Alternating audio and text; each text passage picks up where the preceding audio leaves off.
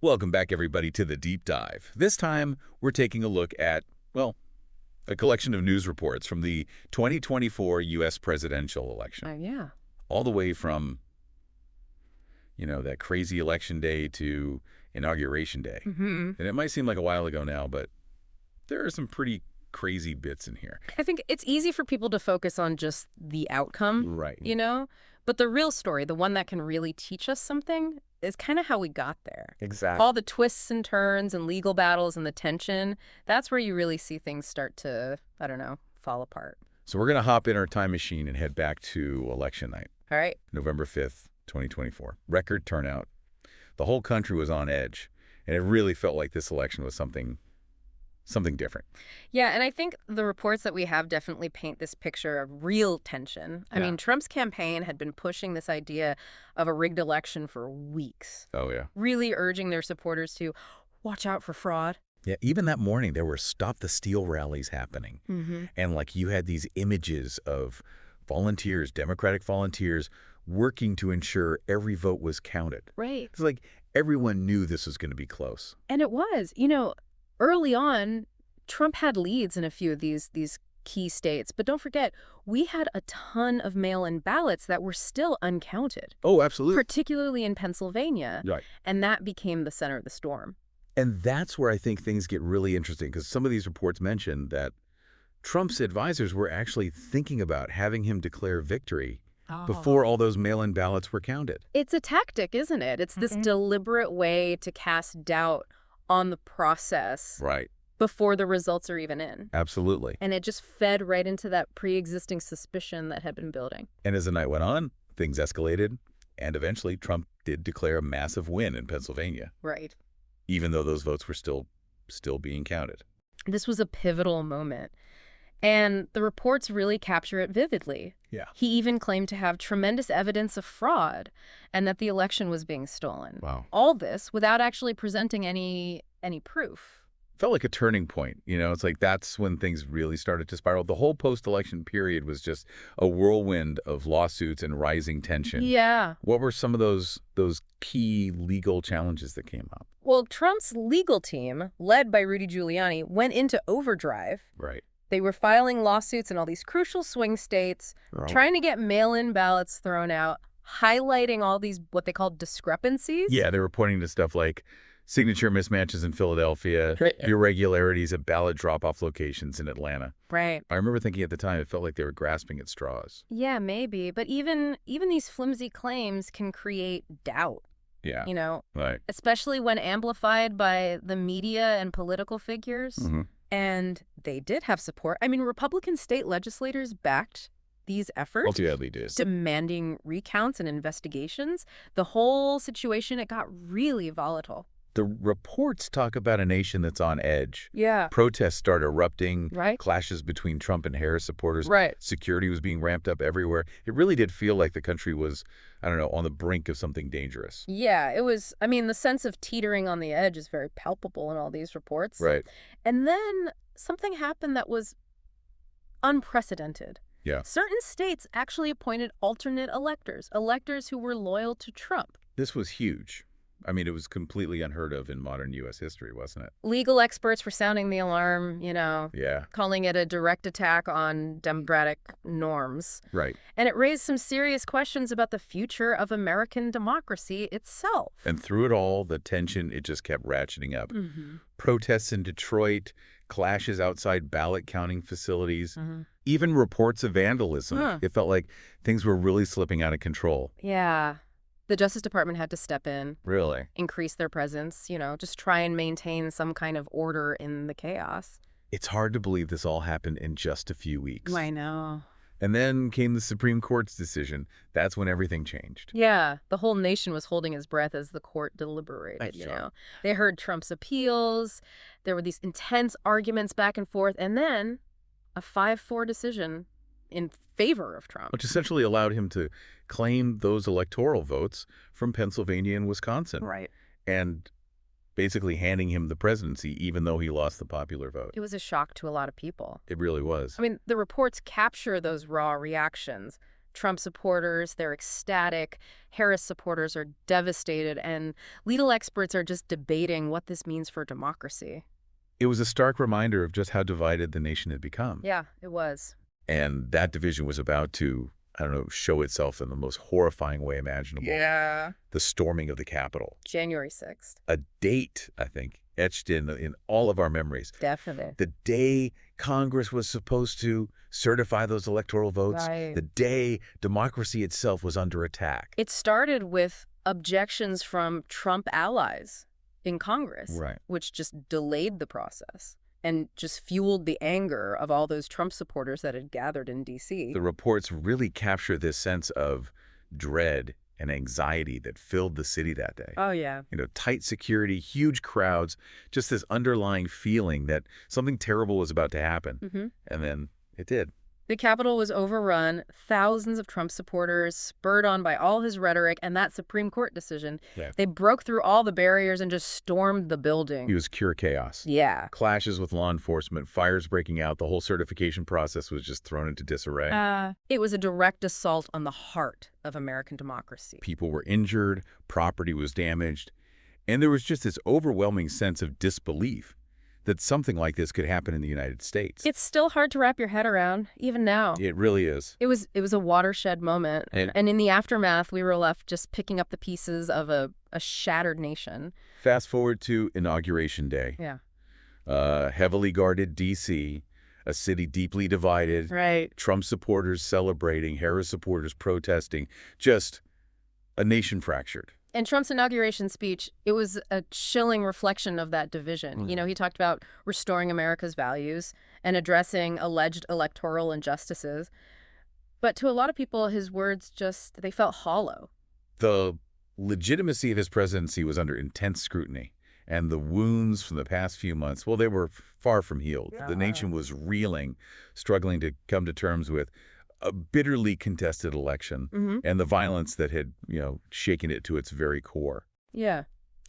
It's important to remember, all this lead up to the inauguration, it wasn't just like a series of random events. This was a strategy by Trump and his allies. Yeah, the reports highlight that. And that strategy was built on, disinformation, legal maneuvering, just this blatant disregard for democratic norms. Yeah, exactly. I mean, they started planting those seeds of doubt about the election way before anyone even voted. Right. Those constant claims of a rigged system, they were meant to chip away at people's trust. It's like they were creating this blueprint for contesting an election. Right. Even without any real evidence of fraud. Yeah. Just create enough chaos and confusion to make people question everything. Exactly. And unfortunately, it was very effective. Yeah. I mean, they tapped into those divisions that already existed in society and just turned them into weapons. It's a reminder of how fragile our democracy really is. It is. Especially when you have people actively trying to undermine it. It raises some serious questions about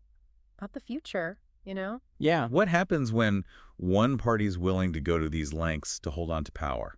It's pretty frightening. What safeguards can we put in place to make sure this doesn't happen again? Yeah, I mean, it felt like we were really close to things completely falling apart. Absolutely. So let's talk about the lessons we can learn. One of the biggest mistakes, in my opinion, was how Trump and his team used the legal system. Oh, absolutely. They just flooded the courts with lawsuits. A lot of them were thrown out for lack of evidence, but the sheer volume of it created this fog, this confusion that they used to prop up those claims of a stolen election. It was like a smokescreen to hide the fact that they were losing. Right. It made it seem like there was something to their claims. Exactly. Even when there wasn't. And even though most of those lawsuits failed, they did win one big one. A Supreme Court decision. Right. And that was a turning point, wasn't it? Yeah, it was. It gave their claims legitimacy, at least to their supporters, and it paved the way for January 6th. Yeah, and it's worth noting that the Supreme Court's decision was actually really narrow in scope. It didn't actually overturn any election results. Right. But the way Trump and his allies talked about it, well, it gave this false impression of a massive conspiracy. And that perception turned out to be more powerful than the actual facts. It did. Which fueled the anger and led to the violence at the Capitol. Yeah. The fallout from that attack, I mean, we're still feeling it today, aren't we? Yeah. Trust in our institutions has been shaken, the political divide has widened, and, Yeah, that threat of political violence, it's still there. It's a pretty grim picture. But I do think it's important to remember that the story's not over yet. Right. We can learn from all of this Yeah. and take steps to protect our democracy. I agree. The 2024 election and everything that happened after, it's a warning, isn't it? Yeah. It showed us just how quickly things can fall apart. And it highlights how important it is to be vigilant, to hold our leaders accountable, and to defend the principles that make up our government. Yeah, we can't afford to be complacent. The stakes they're too high. Absolutely. Now, let's turn our attention to Trump's inauguration speech. Okay. The reports describe it as, I don't know, a mix of defiance, grievance, and even a hint of retribution. You have to remember, this is a man who just orchestrated a successful effort to overturn the results of an election, Right. culminating in a violent attack on the Capitol. So his words on that day, they carried a lot of weight. And what did those words tell us about his vision for America during his second term? Well, what's immediately striking is that he doesn't even acknowledge the violence that just happened. Right. There's no mention of the Capitol riot, no condemnation, no attempt at healing. Exactly. It's like it never happened. Instead, he just doubles down on these claims of a stolen election. Right. It felt like, I don't know, a masterclass in gaslighting. Yeah. Trying to rewrite history. And justify his actions. And it was really effective in solidifying his hold on his base. Oh, yeah. It was incredibly disturbing. I looked. Because it showed that he hadn't learned anything. Right? From the chaos and the violence that he unleashed. His speech was full of dog whistles and coded language. Yeah. Speaking to his base and pushing away everyone else. He talked about restoring America's greatness and draining the swamp. Right. But it was clear what he really meant was consolidating his power. Mm-hmm. And silencing anyone who disagreed with him. And he made it clear that he was going to use his power to punish his enemies. Oh, absolutely. And this wasn't about policy disagreements or political rivalries. No. This is personal. Yeah. He vowed to go after those who had investigated him. Right. Anyone who criticized him, anyone who questioned him. It was chilling. A declaration of war against anyone who stood in his way. Yeah.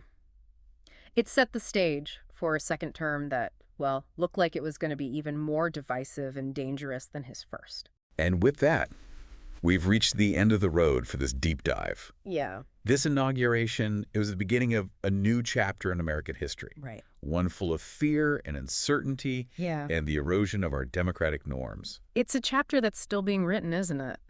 It really does feel like we just went through some kind of political earthquake. Yeah. And the aftershocks are still being felt.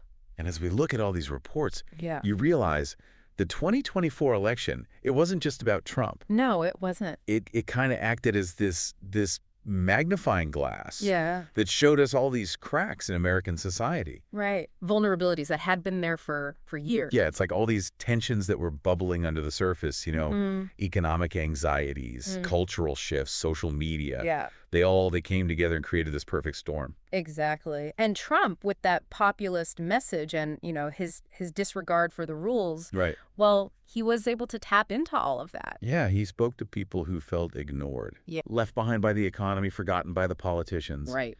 And he promised to bring back this vision of the past that probably never even existed. It was a seductive message, though. Oh, yeah. Especially for people who were just looking for someone to blame. And he gave them plenty of scapegoats. Oh, he did. Immigrants, minorities, liberals, the media, Yeah. anyone who didn't fit into his idea of what it meant to be American. Classic tactic. Oh, absolutely. Divide and conquer. Yeah, create that us versus them mentality. Uh-huh. And then you position yourself as the only one who can protect us. Exactly. And it worked. Yeah. He convinced people that the system was rigged against them, that the only way to win was to cheat. Yeah, to throw the rules out the window. Well, that's what they did. They attacked the election, spread disinformation, and eventually they resorted to violence.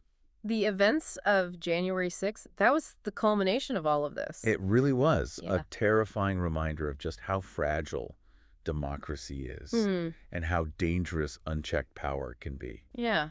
It's a sobering thought. It really is. So where do we go from here? How do we even begin to heal? Right. How do we restore faith in our institutions? How do we make sure this never happens again? Yeah. Those are the big questions. Yeah, they are. But I think the first step is to acknowledge just how serious this is. Absolutely. We can't pretend that January 6th was just some isolated incident Right. or that everything's fine now. We have to have those tough conversations. Yeah. The ones that make us The uncomfortable. ones we don't want to have. We have to talk about disinformation, the erosion of trust, the threat of violence. Yeah. We have to strengthen our democracy, make sure our elections are secure. Right. And hold those who try to undermine the system accountable. And maybe most importantly, we have to recommit to those core principles of democracy. Absolutely. The rule of law, the peaceful transfer of power, the right for everyone to vote and be heard. Those are non-negotiables. They really are. They are the bedrock of our nation. We can't allow them to be chipped away. We can't. We have to defend them with everything we have. Yeah. I think as we wrap up this deep dive, Yeah. it's important to leave our listeners with a sense of hope. Right. Yeah. Because even though these events were dark, there is light to be found. There is. We saw incredible courage from people defending democracies. Yeah. We saw people across the political spectrum who were committed to being involved. There's this feeling that we can learn from this and make our democracy stronger. Yeah. It's not going to be easy. No. It's going to be a long and difficult road. But if we can harness all that energy and passion, I think we can do it. I think so too. If there's one thing we've learned from these reports, Yeah. it's that democracy, it's not a spectator sport. No, it's not. It demands that all of us participate. We have to stay informed, we have to talk to each other, and we have to hold our leaders accountable. Yeah. And we cannot take our freedoms for granted. The 2024 election was a wake-up call. It was. It showed us how quickly things can fall apart. But it also showed us how powerful democracy can be. And how much people are willing to fight for it. The story of American democracy, it's not over yet. And it's up to all of us to make sure it continues. Thank you for joining us on this deep dive. Yeah, thanks for listening. We'll be back soon with another fascinating journey into the world of knowledge and ideas. Definitely. Until then, stay curious, stay informed, and stay engaged.